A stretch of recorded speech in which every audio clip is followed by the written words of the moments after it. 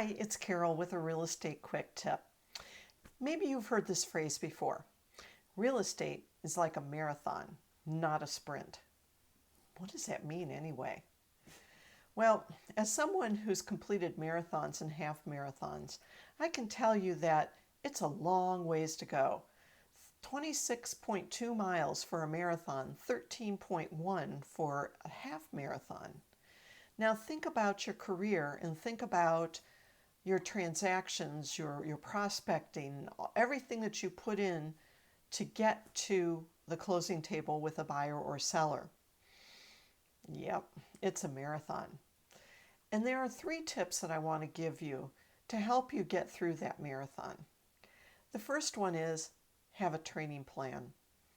When I was preparing for my first marathon and for others along the way, I used a training plan that stretched over several months because you start out getting your body used to going the distance and you build and build on that distance throughout your training so that when you get to the marathon, your body works pretty well. Now, there's always that point where, it's a little tough, right? But you push through because you've got the training behind you. So have a plan. Have a plan for how you're going to work every day, each week, each month that's going to get you to your goal. Number 2, have a coach.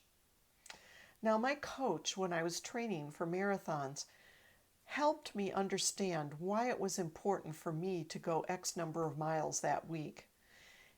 My coach also kept me on track and held me accountable for my training.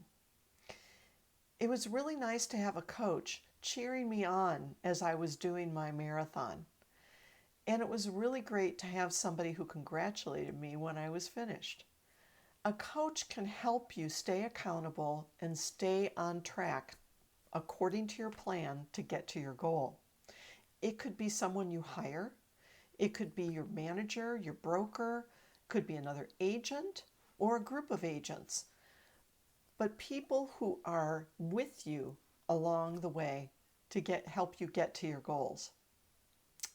Third, keep that goal in mind. Now, when you run a marathon and you get to the finish line, you get a nifty-difty medal. And every race has them. This is one of mine.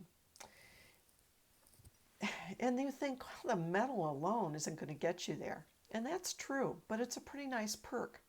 So think about what is your medal when you get to the end of your race. Your transaction could be seen like your marathon. And along the way, you might want to quit.